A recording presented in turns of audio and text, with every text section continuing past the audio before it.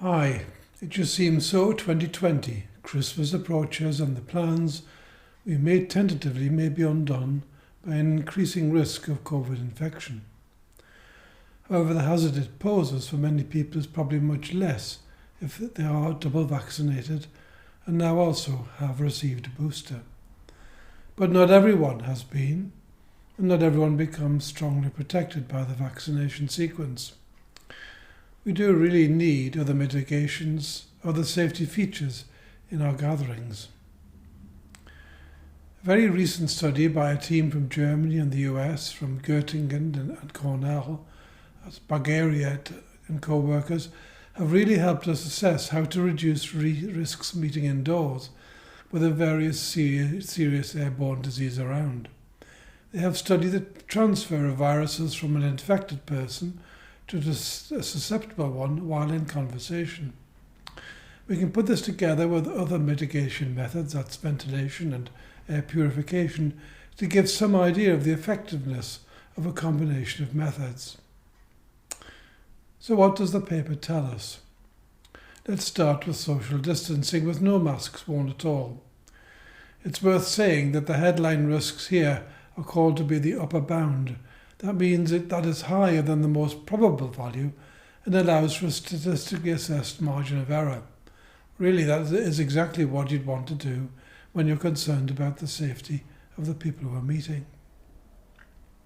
So this scenario is of a one-to-one conversation and was found to afford very little protection, even at a social distancing of a 3-metre separation.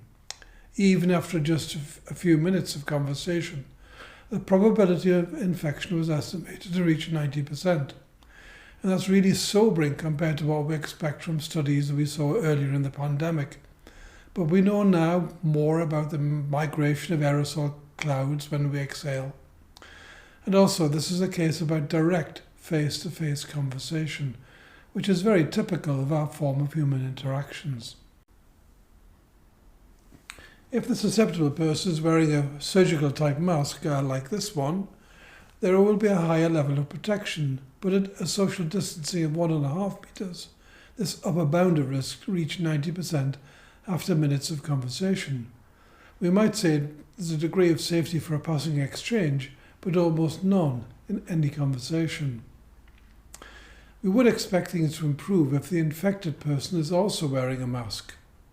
Well, the idea of a mask was always to protect others, and indeed that was found to be so. Even after 1 hour of conversation, the risk reduction was 70%. But the question remains as to whether a 30% risk of infection is acceptable. I think many meeting planners would not think so. If the mask worn by the susceptible person is of the FFP type, which are designed to protect the wearer, the risk reduction after 1 hour was in the region of 80% of being in conversation with this infected person. But that does leave a percentage risk of 20%. However, if both people are wearing a mask of this type, even after 1 hour, the risk of infection was reduced to 0.4%, a factor of reduction of 250, and by any standards, that's a helpful finding. But the meetings we have vary greatly. We won't just be 1.5 meters away from one person for a fixed amount of time. We won't often be in a space with just one infected person. We'll be in a space a speaking person's breath is dissipated by ventilation air circulating around. So I've tried to extend the approach I've used in the video on CO2 meters to estimate the relative improvements that can be achieved by a combination of methods. That's masks, ventilation, and air purification.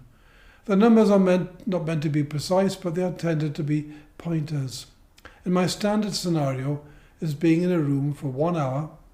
Shorter times will reduce exposure, and longer ones will increase the length of time you might inhale the virus. This standard has a room which is well designed and has the recommended ventilation rate of about 30 cubic meters per person per hour. That roughly corresponds to a steady state of having 1% of stale air. and that can be recognised by a reading with a CO2 meter of around 800 parts per million, and that's generally thought to be the upper limit for good quality air. Above that level, the effects of excess CO2 in the air we breathe will cause drowsiness as one of the initial symptoms. The staleness of the air will scale with the virus content of the exhaled air too. So what should be avoided in a room? Certainly having poor ventilation. Then a build-up in the CO2 level may reach 1200 or even 1600 parts per million, and this could double or triple the staleness and the potential viral load. But how can we reduce the risk over that of a well-ventilated room by at least a factor of 10? One option is to have a very good ventilation, that's a CO2 level below 520 ppm, and all present wearing surgical masks, and be at least 1.5 metre spacing. The risk reduction then is about a factor of 12. Alternatively, having very good ventilation and a set of air purifiers can reduce the risk by a factor of 10 to 50, depending on the level of ventilation and the number of purifiers. In many circumstances, that could be an acceptable risk level, when the infection rate indicates that it is unlikely that more than one person present can be affected. But what we do if the infection rate is very high and we need to increase the mitigation measures still further? Well, here are 3 approaches to achieve a very high protection level. That implies a risk reduction factor of at least 100, corresponding to an effective reduction in staleness to the order of 1 part in 10,000. The first is to move the meeting outside and ensure social distancing.